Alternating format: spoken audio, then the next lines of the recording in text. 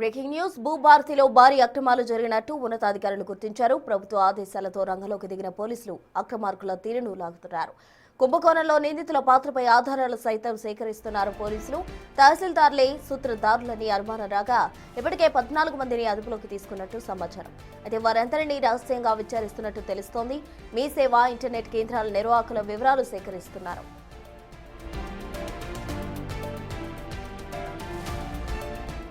సూత్రధారులతో పరిచయం, ఏ డాక్యుమెంట్లు చేశారు, వివరాలు ఆరా తీస్తున్నారు. ఎన్ని డాక్యుమెంట్లకు సంబంధించిన స్టాంప్ డ్యూటీని దారి మళ్లించారన్న విషయాన్ని కలెక్టర్లు సైతం పరిశీలిస్తున్నారు. కుంభకోణంలో భాగస్వాములైన వారి బ్యాంక్ ఖాతాలు, లావాదేవీలు చెక్ చేస్తున్నారు. అటు రిజిస్ట్రేషన్ చేసుకున్న వారికి సైతం అధికారులు నోటీసులు జారీ చేశారు. రిజిస్ట్రేషన్ కు సంబంధించిన స్టాంప్ డ్యూటీ ప్రభుత్వానికి జమ కాలేదని, దాన్ని చెల్లించాలంటూ రిజిస్ట్రేషన్లు చేసుకున్న వారికి తహసీల్దార్లు నోటీసులు జారీ చేశారు.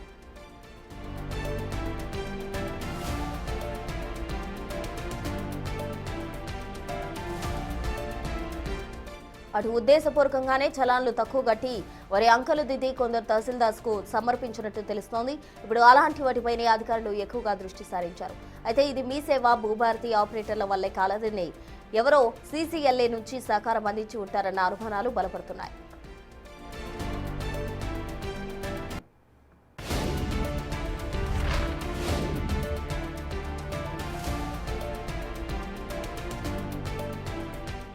భూభారతిలో భారీ అక్రమాలు జరిగినట్టు ఉన్నతాధికారులు గుర్తించడం జరిగింది. ప్రభుత్వ ఆదేశాలతో నిందితులకు సంబంధించి అన్ని ఆధారాలు సేకరిస్తున్నారు. నిందితుల తీగలాగుతూ ఉన్నారు పోలీసులు.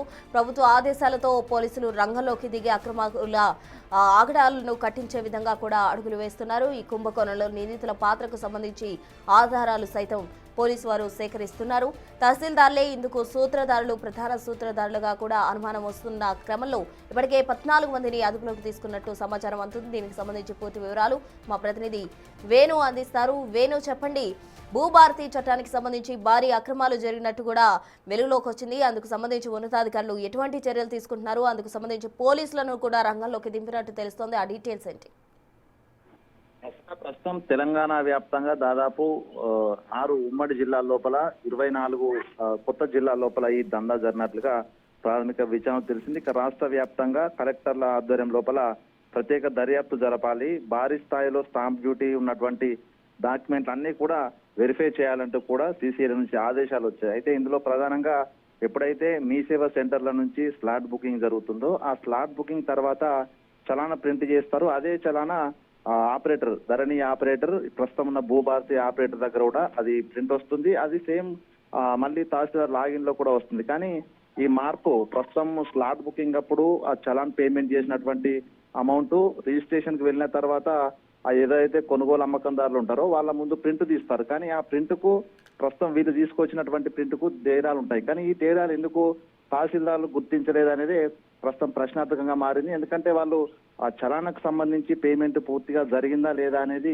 వెరిఫై చేసుకోవాలి. సో దీంతో తహసీల్దార్ల పాత్ర కూడా ఈ స్కామ్ లో ఉందా అనేది ప్రస్తుతము కొన్ని అనుమానాలు అయితే వ్యక్తం అవుతున్నాయి. ప్రధానంగా యాదాద్రి జిల్లా, మెదకు, రంగారెడ్డి, ప్రస్తుతం జనగామ జిల్లా. సో ఈ ప్రధానంగా భూముల రేట్లు అధికంగా ఉన్నటువంటి ఈ జిల్లా కేంద్రాల్లో ఇంత పెద్ద స్థాయిలో దందా జరిగినప్పుడు ఒకే రోజు దాదాపు 20 నుంచి 25 డాక్యుమెంట్లు కూడా రిజిస్ట్రేషన్ జరిగాయి. మరి ఇంత పెద్ద స్థాయిలో జరుగుతున్నప్పుడు ఎందుకు తహసీల్దార్లు ఈ అమౌంట్ ను వెరిఫై చేసుకోవాలనే అనుమానాలతో ప్రస్తుతం తహసీల్దార్లు కూడా ఇందులో పాత్ర ఉండొచ్చని అనుమానాలు వ్యక్తం అవుతున్నాయి. ప్రధానంగా మొత్తంగా అన్ని జిల్లాల లోపల క్రైమ్ బ్రాంచ్ సంబంధించిన పోలీసు, అదే విధంగా సీసీఎల్ సంబంధించినటువంటి సిబ్బంది కూడా ప్రస్తుతం ఈ డాక్యుమెంట్ వెరిఫై చేస్తున్న పరిస్థితి ప్రస్తుతం.